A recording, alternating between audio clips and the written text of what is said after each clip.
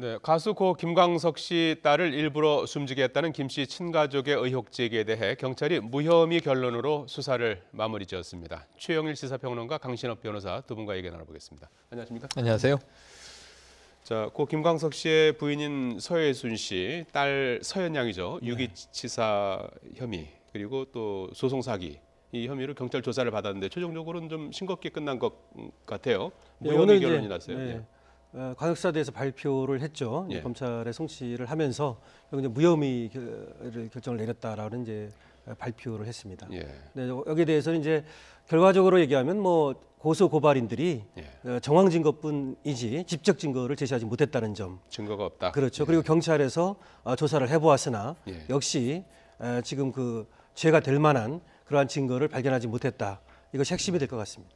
경찰에 따르면 오히려 뭐 서예순 씨는 아주 뭐 어머니로서 아주 딸을 극진히 돌본 그런 내용을 갖다 공개했어요. 오늘 뭐 그렇게 받아들여졌습니다. 오전 10시에 광역수사대에서 발표를 했는데 두 가지 혐의를 다 무혐의로 했는데 말씀하신 대로 첫 번째를 보면 유기치사 혐의.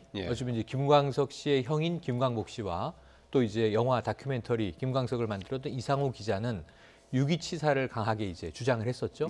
그런데 유기치사는 아까 이제 앵커께서 말씀하실 때 일부러 죽음에 이르게 했다기보다는 아픈 아이를 방치해서 죽음에 이르게 했다. 그러니까 살인하고는 좀 구분할 필요가 있습니다. 치사기 때문에 어쨌든 방임해서 죽게 내버려뒀다. 방치했다. 그런데 그게 아니라는 거죠. 이제 왜냐하면은 바로 사망하기 며칠 전에 기말고사가 있었는데 정상적으로 시험에도 응했고 학교를 갔고 그리고 이제 감기 기운이 있어서 병원 진료를 받았고 나중에 혈액 검사를 해보니 감기약 성분이 실제로 나왔습니다. 그리고 이 아이가 가부키 증후군이라는 희귀 질환을 앓고 있었기 때문에 폐렴을 초기에 포착하지 못했을 때 좀 급속하게 진행됐을 가능성이 있다. 이게 경찰이 전문의들한테 물어봐서 오늘 확인한 내용이에요. 그래서 어찌 보면은 유기치사가 아니다.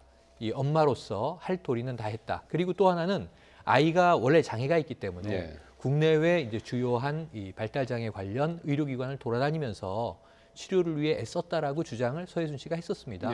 그것도 맞다 이렇게 인정을 했고요.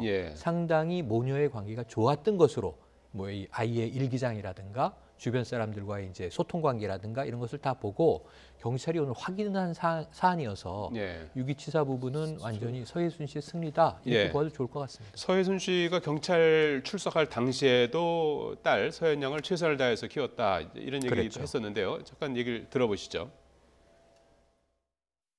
저는 서연이를 해외 외국 전 세계 데리고 다니면서 정말 발달 장애가 있는 그런 좋은 학교를 찾아다니면서 열심히 서우 돈 안 아끼고 공부를 시켰고 서연이도 아빠가 없지만 항상 밝게 뭐 좋은 또 외국 친구들 많이 사귀고 행복하게 지냈어요. 강 변호사님, 이 서연양은 그 가수 김광석 씨와 서예순 씨 사이에서 나온 그렇습니다. 딸이죠. 그리고 이번에 이제 또 하나 이제 유기치사 이 부분은 이제 그 뭐 아닌 걸로 이렇게 드러났는데 또 하나 이제 쟁점이 됐던 것이 소송 사기 혐의가 있었지 않습니까? 이 부분은 어떻게 정리가 된 겁니까? 그러면? 지금 이제 수사라고 하는 것은 실체 진실을 밝혀가는 것이거든요. 지금 유기치사도 마찬가지지만은 의혹과 또 의문은 무성했지만 결과적으로 경찰에서 조사를 해보니까 사실은 서예순 씨가 그런 혐의가 없다는 것이 밝혀진 건데요. 사망 사실을 알리지 않은 그렇습니다. 소송 사기는 중요한 것이 뭐냐면 10년 전에 사망했음에도 불구하고 그런 사실을 알리지 않았다는 것에서 이제 의문을 품은 거 아니겠습니까? 이 고소 고발인들이 말이죠. 그런데 이제 거기에 대해서 사실은 이제 세 가지로 얘기를 이제 서예순 씨가 했다고 그래요. 하나는 이제 발달 장애 이런 걸 앓다가 사망했는데 다른 사람으로부터 어떤 동정 같은 것을 받기 싫었다는 거 하나고요. 두 번째는 친가하고 또 자기 처가 여기에서 별로 도움을 받지 못했고 또 다툼이 있었기 때문에 알리지 않았다. 이런 얘기를 또 했거든요. 그래서 소송 사기라고 하는 것은 원래는 이제 그 고지 의무가 있어야 됩니다. 그 법원이라든지 상대방에게 그런 사실을 알려줄 의무가 있어야 되는데 그런 법적 의무가 없다. 이래서 그것은 이제 무혐의 결론이 난 겁니다. 사망 사실을 알리지 않아도 되는 겁니까? 네네.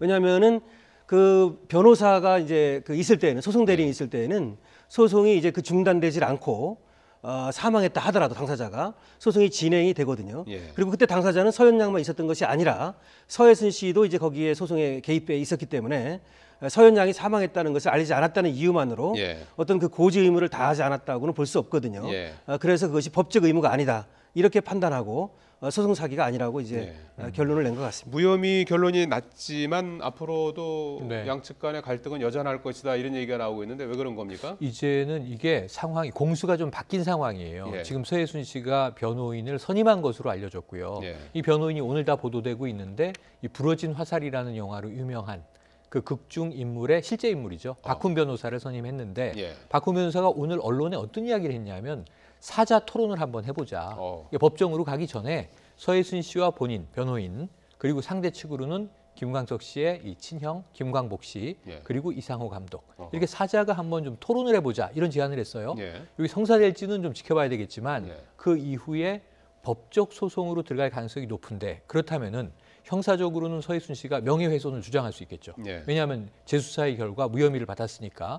그리고 두 번째로는 또 무고를 이제 또 주장할 수도 있겠죠. 예. 이런 부분에서 법정 소송으로 비화될 것인가 이 부분에 이제 어떤 주목을 지금 많이 받고 있고요. 예. 그렇게 된다면 또 법정에서 이 문제가 다퉈지게 됩니다. 그럼 과연 서혜순 씨에게 어떤 득실이 있는지는 차치하고라도 세간의 관심은 굉장히 뜨겁기 때문에 예. 공수가 바뀐 상태에서의 앞으로의 흐름은 또다시 많은 대중들이 관심을 둘 수밖에 없는 사안이죠.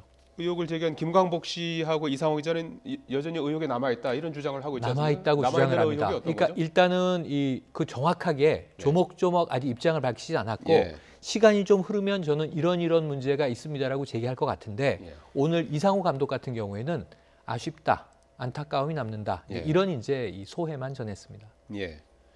어떻습니까? 이상호 기자나 김광복 씨 같은 경우에 무고죄라든지 뭐 명예훼손죄가 성립이 될까요? 어떻게 보십니까? 사실은 무고죄라든지 명예훼손죄는 굉장히 무거운 죄입니다. 예. 얘가 예를 들어서 무고죄라는 거는 이제 형사 처분을 받게 할 목적으로 예. 공무소에 진정하거나 고소 고발하는 걸 말하거든요. 근데 사실은 죄가 없는데도 불구하고 죄가 있는 것으로 연쇄 살인범으로 몰렸다고 지금 얘기하지 않습니까? 그렇기 때문에 이것이 실체 진실과 너무 멀리 떨어진 걸 가지고 의혹으로 사람을 이렇게 살인범으로 예. 내지는 또 이렇게 또 뭐 사기범으로 이렇게 몰았다는 것은 경우에 따라서는 상당한 그 부담을 안게 될 수도 있습니다. 아. 그래서 지금 만약에 서혜순 씨가 어쨌든 고소 고발을 하게 된다면 말이죠. 예. 여기에 대해서 수사가 이루어질 텐데 그만한 어떤 그렇게 믿을 만한 확실한 어떤 이유라든가 증거 뭐 이런 것들을 제시하지 못하고 예. 만연히 비방할 목적에서 그렇게 했다면 무고죄라든지 명예훼손죄가 될 여지가 남아 있습니다. 예.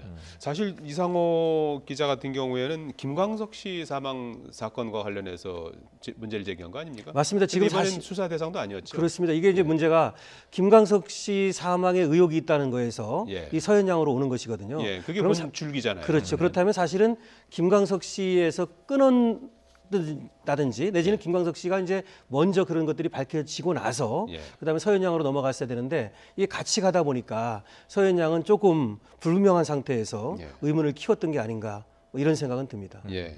김광석 씨 사망 사건에 대한 재수사는 그 공소시효 때문에 네, 다루지 1996년에 않은 사망했는데요. 거죠? 예. 공소시효가 이제 15년이었습니다 당시에. 예, 예. 그렇기 때문에 공소시효가 만료돼서 더 이상 수사를 할 수가 없습니다. 그렇군요. 자, 오늘 또 관심이 있었던 내용이 이제 MBC 대주주인 방송문화진흥회가 네. 조금 전에 이사회를 소집했죠. 네, 예. 그렇습니다. 이게 이 가장 중요한 안건이 김장겸 MBC 사장에 대한 해임 건입니다. 예. 그래서 이제 방문진 이사회가 소집이 되면 예. 이전에는 이제 여야 추천 이사들이 결국은 6대 3이었다가 최근에 5대 4로 역전이 됐죠. 예. 그러면서 이제 이 여권 측 이 인사들이 더 많아진 거죠. 그래서 드디어 김장겸 사장의 해임이 가능하게 이제 구성이 만들어졌던 거고요. 예. 여기서 이제 MBC 노조는 상당히 이제 지금 기대하고 있는 게 조만간 김장겸 사장이 해임되면 이제 파업이 끝나고 정상화시킬 수 있는 기회가 올 것이다라고 기대하고 있었는데 예. 사실 오늘 이제 조금 전에 나온 것은 이사회는 열렸으나 예. 해임 건은 13일로 지금 유보를 했죠. 예. 그 이유는 이제 간단합니다.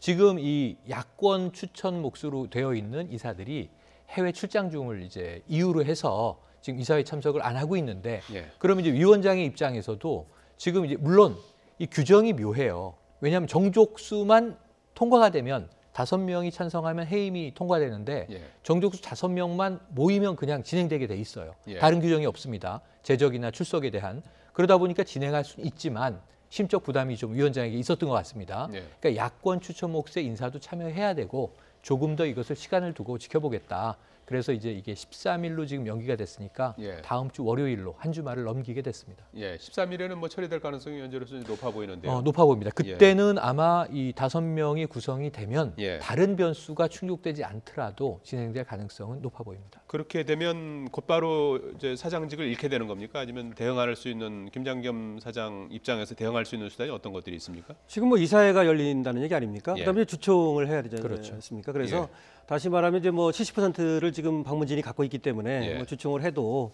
그걸 통과될 가능성은 있습니다만은 거기에 대해서 이제 효력정지 가처분 신청 같은 거를 할 수가 있거든요. 그래서 이제 그걸 김장겸 사장이 다툴 수가 있고요. 예. 또 이제 그 주총을 열기 위해서는 대표이사가 소집을 하게 돼 있거든요. 그렇죠. 예. 이제 그것을 대표이사가 안 해버리면 이제 주주들이 다시 또 법원에다가 예. 그 주총을 열어달라고 하는 그런 청구를 해야 됩니다. 예. 그래서 그런 어떤 법적 절차가 또 남아 있을 수가 있습니다. 예. 그러면 그 가처분 신청이라든지 이제 주총 소집을 이제 뭐 미룬다든지 하는 네. 방식으로 할 경우 그 기간 동안에는 사장직이 효력이 있는 겁니까? 그렇습니다. 유지가 되죠. 그러니까 이사회가 열린다 하더라도 주총이 안 열린다든지 예. 또 이제 법원의 그런 허락을 받아서 주총을 열어야 되니까요. 예. 그 시간도 좀 걸릴 수 있을 것이. 그거보다는 효력정지 가처분 신청을 해서 예.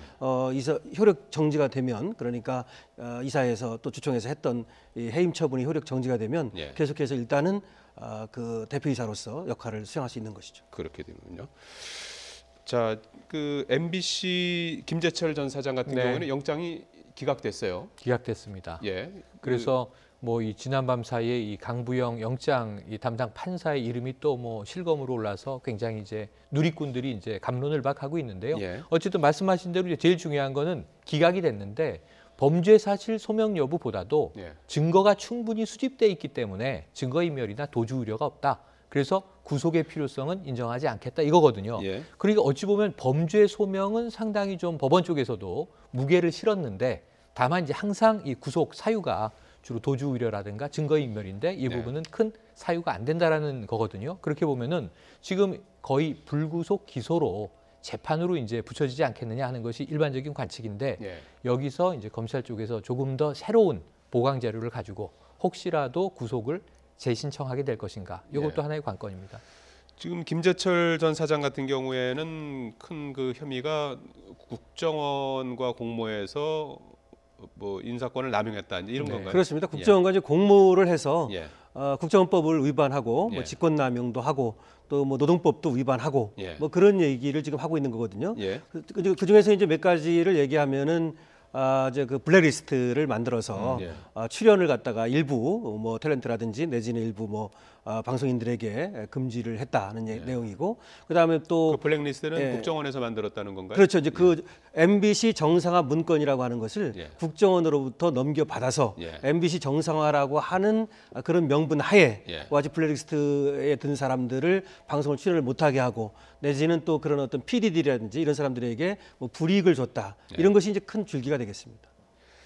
영장이 기각되니까 이제 소셜 미디어나 이런 데서 상당히 그 담당 판사의 또 네. 이름이 거론되고 그러는데요. 이 강부영 판사 같은 경우에는 어떤 분입니까? 근데 이제 올해 2월부터 영장 전담 판사를 맡았죠. 예. 뭐 서귀포 출신이고 이제 그런데요. 예. 어쨌든 뭐 꼼꼼하고 굉장히 그 합리적인 성격으로 알려져 있고요. 또 예. 부드러운 면도 갖고 있다고 이제 굵직굵직한 그렇게 그 영장 되는데요. 심사를 많이 했어요. 예, 박근혜 전 예. 대통령 때는 이제 구속영장을 발부했죠. 예. 그다음 이재용 삼성전자 부회장도 구속영장을 발부했고요. 예. 그다음 정유라 씨는 이제 기각을 했고, 예. 그다음 추명호 씨도 기각을 했습니다. 그다음 이번에 이제 김재철 전 MBC 사장에게 기각을 한 건데요. 예. 글쎄요, 이제 사실 영장의 발부라고 하는 것은 그 밖에서 보고 얘기하기가 좀 어려운 면이 있습니다. 예. 강부영 판사에 대해서도 조금 또 여러 가지 얘기가 나오고 있는데 사실은 그 사실관계라든지 기록이라든지 전체를 알고 있는 사람은 판사밖에 없거든요. 예. 그렇기 때문에 아무래도 그 영장에 발부든 뭐 또 그 기각이든 간에 거기에 대해서는 좀 우리가 상당히 그걸 인정하고 예. 좀 의견을 좀 자제할 필요가 있습니다. 판사의 판단을 존중해야 된다. 네, 이제. 그건 기본적인 어떤 법치주의 사회의 상식이라고 하겠습니다. 예. 오늘 김관진 장관 네. 전 장관이죠. 예, 영장 지금 심사 받고 네, 있는데 네. 오늘도 강부영 판사가 하고 있습니까? 지금 김관진 전 장관은 10시 반에 했거든요. 예, 아침에. 오전, 예. 오늘은 강부영 전 판사가 했는지는 맞습니다. 지금 오늘 맞죠? 강부영 예, 맞다고 판사가 하는데. 담당을 하고 있고 예. 말씀하신 대로 오전 10시 반에 예. 심리는 다 끝났기 때문에 예. 지금 서울구치소에서 김관진 전 기다리고 장관은 있죠? 대기 중이에요. 예. 오늘 밤에 이제 구속 여부가 또 나옵니다. 그래서 강부영 판사는 연 이틀 지금 스트레스가 뭐 굉장히 많을 것 같긴 해요. 지난밤에는 이 김재철 전 MBC 사장에 대한 기각, 그 오늘 밤에는 과연 구속이냐 기각이냐 이제 여부인데 예. 지금 김관진 전 장관의 경우에는 사실은 MB 정부 때는 국방부 장관이었고 그 이후에 지난 박근혜 정권에서는 국가안보 실장이었단 말입니다. 그러다 보니까 이제 전 실장이 더 이제 맞는 타이틀이 될 텐데요. 문제는 MB 시절에 역시 국정원과 같이 연계해서 군사이버사령부가 정치에 개입하도록 지시를 했고 지금 오늘 심리의 내용이 일부 흘러나온 것을 보면 이것이 이명박 전 대통령의 지시를 받은 사안이다. 이렇게 이야기한 걸로 지금 전언이 되고 있거든요. 예. 이게 만약 팩트라고 한다면 오늘 구속을 피하기는 어렵지 않겠는가. 그리고 수사의 칼날은 더 상부로 올라갈 수도 있다. 이런 굉장히 아슬아슬한 이 과거에 이제 MB 정부 이 고위급 인사들의 입장에서는 굉장히 좀 이 우려되는 밤일 것이다. 이렇게 이제 관측할 수 있습니다. 예. 김관진 전 장관이 말한 게 구체적으로 어떤 그 범죄 혐의가 되는 겁니까? 결국은 이제 MB로부터 예. 그런 우리 사람 뽑으라 뭐 이런 얘기라든지 예. 결국은 이제 그 댓글 사이버 사령부에서 이제 댓글 요원을 뽑으면서 약 79명 정도를 뽑았었거든요. 그러면서 이제 좀 일정 부분의 어떤 지역은 배제한다든지 예. 내지는 성향이라든지 예. 이런 것들을 자기에게 맞는 사람으로 일부러 그렇게 어떤 면접을 한다든지 심층 면접을 강화 면접을 하고 뭐 그렇게 해서 이제 뽑았다는 얘기인데 예. 그거를 이제 김관진 전 장관이 일부 MB의 지시를 받았다라고 얘기를 했다는 겁니다. 예. 근데 이제 지금 공범으로 MB를 적시하진 않았거든요. 왜냐하면 그 정도 진술만 가지고 과연 그 MB를 공범으로 적시하기는 어렵다고 본 것 같은데요. 예. 제가 볼 때는 예. 좀 더 이제 구속영장을 이제 발부받아서 수사를 계속해 가면서 예. 이제 그 사실관계를 좀 더 확인한 다음에 그 다음에 이제 MB에 대해서 수사를 하든지 하겠다. 뭐 이런 얘기로 지금 보입니다. 예. 오전 10시 반부터 영장 심사가 있었고요. 지금은 이제 김관진 전 장관 서울구치소에서 심사 결과를 기다리고 있고 결과 오늘 밤 늦게쯤 나올 거다 이제 이렇게 좀 전망하고 있는데요. 어떻게 될 것 같습니까? 사실은 그때 이제 김관진 전 장관까지는 가지 않았지만 예. 연재욱 전 사령관이라든지 관계자들이 지금 다 계속해서 기소가 됐었거든요. 예. 그러고 또 김관진 전 장관도 일부 사실관계를 시인한 거거든요. 예. 다만 그것을 나는 이제 북한에 대한 어떤 공작이라고 하기보다는 북한에 대한 대응, 그런 특별한 국가의식 이런 사람을 가진 사람을 뽑아서 북한에 대응하는 것으로 생각했다. 이렇게 얘기한 거거든요. 그러니까 예. 사실관계를 인정하고 다만 그것을 법리적 평가를 달리했다는 말인데 예. 법리적 평가야 이제 그 법원에서 하는 거니까 사실관계가 인정이 된다면 구속영장 발부 가능성도 있다고 봐야죠. 예. 그런데 이런 거죠. 예. 이 그 검찰에 들어갈 때 포토라인에서 기자들의 질문에 굉장히 당당하게 얘기를 했습니다. 북한의 대남 심리 선동전에 대응해서 그렇죠. 우리 군사이버 심리전단이 만들어졌고 그 목적에 부합되게 최선을 다해서 일했다 이런 얘기를 했어요. 예. 근데 지금 나와 있는 사실은 전혀 그렇지가 않은 거죠. 뭐냐면 지금 뭐 이 특정 연예인들의 아까 국정원 리스트랑 거의 부합하는 겁니다. 예. 특정 성향이 다른 정부를 지지하지 않는 성향의 연예인들의 합성 사진을 만들어서 뭐 유포를 시키고 그다음에 이 그 외곽 인물들을 가지고 군사이버 사령부의 이제 댓글 부대들에게 국정원의 돈으로 또 포상금 일부 이제 격려금을 지급을 한 정황도 나왔습니다. 예. 그러니까 예산의 사용이라든가 또는 이제 어떤 사이버 이 댓글 부대들의 활동이라든가 이런 게 대북 심리전을 폈다기보다는 대남 정치 개입, 자국 내 정치 개입에 더 치중했기 때문에 아까 김재철 사장의 영장 기각 사유에 재밌는 게 하나 있어요. 예. 그러니까 검찰은 국정원법 위반을 거기다가 걸었는데 국정원법은 국정원에 소속돼 있는 사람들이 정치에 개입하지 못하도록 하는 법이지 국정원 외 사람들에게 이 어떤 그 혐의를 추궁하는 그 법은 아니다 이런 취지예요. 그런데 문제는 지금 군을 한번 생각해 보시자고요. 군은 정치적 중립을 지키도록 돼 있지 않습니까?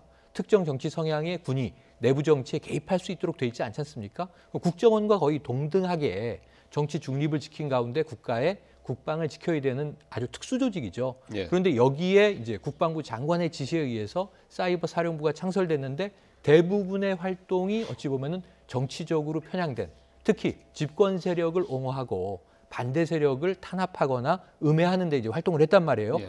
그럼 여기서 어떻게 이 김관진 전 장관이 당당하게 이야기한 것에 부합한 활동을 했다라고 국민 혹은 뭐 언론 예. 혹은 우리의 법원이 인정해 줄 수 있겠느냐 하는 문제죠. 그래서 저는 제가 법조인은 아닙니다만 오늘 밤 늦은 시간 혹은 내일 새벽에 예. 구속으로 떨어질 가능성이 매우 높다. 이렇게 개인적으로 관측을 해봅니다. 예. 어제 김재철 전 사장 기각했던 강부영 판사가 이제 네. 굉장히 또 이걸 판단을 해야 되는 그런 상황인데 어제 기각한 그런 것들이 오늘 또 뭐 영장 발부할 때 영향을 미치거나 그러진 않겠죠? 그렇지 않습니다. 사안마다 다른 거니까요. 예. 그러니까 사건마다 다르고요. 예. 그다음에 구속의 사유라고 하는 건 한 5가지 정도가 있는데요. 그 사건마다 그 사람마다 다 다릅니다. 그러니까 뭐 도주 유래라든지 증거 인멸이라든지 범죄 중대성 네. 이런 것들이 전부 다르기 때문에 그에 따라서 판단할 것으로 보입니다. 예, 끝으로 국정원 특수활동비 얘기를 좀 해봐야 될 것 같은데요. 박근혜 정부의 마지막 국정원장이었죠. 이병호 전 국정원장 네. 오늘 검찰에 출석해서 조사를 맞습니다. 받고 있는데요. 구체적으로 어떤 혐의를 받고 있는 거죠? 뭐 핵심을 얘기하면 결국 예. 국정원 돈을 예, 청와대에 뇌물로 상납했다라고 하는 것이죠. 예. 특수활동비라고 하는 거 아닙니까? 이것을 갖다가 한 40억 원 정도, 5천만 원에서 1억 원씩 그렇게 갖고 이제 총 넘어간 돈이 이제 40억 원 정도 된다고 그러는데요. 예. 2015년 3월부터 2017년 6월까지 이제 국정원에 근무를 했습니다. 이병호 전 국정원장 같은 세 경우. 명이 이제 국정원장을 예, 차례를 했죠. 네. 남재준, 그렇죠. 이병기, 이병호 이렇게 네. 했는데 이병호 국정원장이 이제 마지막인데 예. 그다음에 청와대까지 가서 또 이제 비서실장으로 일을 했죠. 예. 그러는 가운데 이제 이와 같이 국정원 돈을 함부로 임의로 청와대에 상납했다라고 하는 이런 혐의를 받고 있는 것이죠. 예. 거기에 사실관계를 보면 이제 두 번째 남재준 이 원장 이후에 이병기 국정원장이 청와대 비서실장으로 이제 불려가게 되면서 이병호 원장이 다시 이제 마지막으로 이제 이 임기를 맡게 되는데 예. 박근혜 정부에서 그런데 이제 남재준 이 전 원장이 먼저 소환돼서 조사를 받으면서 오늘 아침에 조간에서 난리가 났던 발언이 이건 검찰발 전원입니다. 아직 예. 팩트는 이제 확인을 본인이 해야 되는데 결국은 이제 대통령이 지시해서 월 5천만 원씩을 상납했고 예. 상납이라는 표현을 이제 쓰지 않았겠습니다만 예. 우린 상납으로 보고 있는 거죠. 그리고 이 대목에 대해서 본인은 다소 국정원장에게 준 예산을 대통령이 다시 떼어달라고 하니 다소 치사하다는 생각이 들었다라고 하는 게 지금 전원이 되고 있는 거거든요. 예. 그리고 나서 이게 이병기 원장으로 넘어가서 이제 월 1억 원으로 늘었다는 거예요. 현찰을 007 가방에 넣어서 청와대 경내에서 은밀하게 전했다. 이게 이병호 원장까지 이어진 거예요. 예. 그래서 저는 이병기 원장이 이 청와대 비서실장으로 올라갔고 이병호 원장이 후임으로 왔기 때문에 조금 더 복잡한 관계가 발생했을 것이다. 이병호 원장은 아마 박 전 대통령을 거론하지 않을 수도 있어요. 다만 전임자가 청와대로 들어가서 요구했기 때문에 주었다. 어찌 보면 전 원장과 후임 원장의 관계일 수도 있어요. 예. 그런데 이것이 다 소환 조사가 끝나게 된다면 결국은 이것도 우리가 뭐 국고 손실죄가 되든지 횡령 배임이 되든지 아니면 이 돈에 대한 또 용처에 따라서는 정치자금법 위반이 되든지 상당히 이거 확전될 수 있는 이게 건트리거거든요. 방화세기 때문에 지금까지 이제 소환 조사 수순이지만 조만간 또다시 구속영장 문제가 아마 대두될 것 같습니다. 야당이나 이제 일각에서는 이게 관행이었다죠. 과거에도 이제 이런 특수활동비가 있었고 네. 왜 이제 이 직전 정권 것만 보느냐 이제 이런 그렇죠. 이제 볼멘 소리가 계속 나오고 있는데요. 네네. 그래서 이게 이 오래 전부터의 관행이었다. 근데 이게 중앙정보부와 안기부는 거론할 필요가 없어 보입니다. 예. 이건 아주 특수한 군부 정권이었던 거고요. 그럼 적어도 DJ 정부 이후에 국가정보원으로 이름이 바뀐 다음에 약 20년입니다. 이 사이에 이제 4개 정권이 집권을 했었고 여러 국정원장이 거쳐갔는데 지금 이것은 여야가 합의할 사안이죠. 한번 그럼 전체 4개 정권을 한번 다 조사해보자. 네. 그럼 참여정부 시절은 지금 김만복 원장은 이런 일은 없었다. 그 참여정부 인사 그러고 있는 입장이고요. 네. DJ 때도 뭐 박지원 의원을 비롯해서 절대 없었다. 이런 얘기를 하고 있거든요. 네. 그럼 주로 이제 이명박, 박근혜 정권은 지금 수사 대상이니까 네. 나머지의 범위는 국회에서 여야가 합의로 정할 문제인데 적어도 제가 보기에는 국가정보원에서 통치자금이 관행이었다라는 얘기를 하면 민주정부인데 예. 지금 통치자금이 법적 근거가 없지 않습니까? 그걸 관행으로 주장하는 정치인들이 저는 굉장히 이상하다는 생각이 들어요. 예산을 그럼 뭐하러 심사합니까? 지금 예산국회인데. 그리고 왜 청와대는 260억 원대의 이 특별활동비를 별도로 또 책정받습니까? 네. 그걸 국정원에서 또 꾸어다 쓰고 받아다 쓰고 몰래 은밀히 하는 이유는 뭡니까? 이런 부분에 대해서 정치권에서 다 이제 지금 야당도 개선의 필요성은 인정하고 있거든요. 예. 그렇다면 철저하게 수사해서 예산상의 문제를 바로잡고 특별활동비가 정말 필요한 거라면 지금 이 돈을 어디서 보냈냐 하면 이현수 전 기조실장의 말에 따르면 이게 특수공작 사업비를 청와대로 보냈다는 거거든요. 예. 그러면 전용을 해야죠. 절차를 거쳐서 이런 문제들은 좀 철저하게 가려지게 이게 결국은 뭐 이 특수활동비의 이제 실체는 드러난 거고요. 네. 그게 이제 그 상납하게 된 배경이 무엇이냐, 그리고 그 돈이 어디에 쓰였느냐 이 부분을 이제 밝혀야 될 것 같은데 네. 명쾌하게 좀 밝혀줄 수 있을까요? 어떻게 보십니까? 네, 지금 뭐 얘기 나온 것처럼요. 사실은 특수활동비라고 하는 것은 이제 그 용처를 밝히지 않아도 되는 돈인데 예. 지금 이제 통치자금 얘기가 또 나오지 않습니까? 예. 근데 통치 행위라고 하는 것은 그 고도의 정치적 행위로서 사법적 판단의 대상에서 제외되는 행위를 말하거든요. 예. 그런데 지금 청와대에 돈을 주는 것은 좀 다른 문제죠. 예. 그래서 통치 행위라는 말은 전혀 다른 말이고요. 만약에 이것이 이제 그 용처에 따라서는 뇌물로 보기에는 적절하지 않을 수도 있어요. 네. 뇌물이 되려면 대가성이 있어야 되고 직무 관련성이 있어야 되고 그래야 되는데 경우에 따라서는 이것이 횡령이 될 수가 있겠죠. 예. 다른 데 썼으니까요. 예. 아니면 이제 국고손실죄가 될 수도 있고요. 그래서 어쨌든 용처가 밝혀지게 되면 여기에 대한 법적 평가는 따라오게 될 겁니다. 예, 알겠습니다. 예, 지금까지 최영일 시사평론가 강신업 변호사였습니다. 두 분 고맙습니다. 고맙습니다.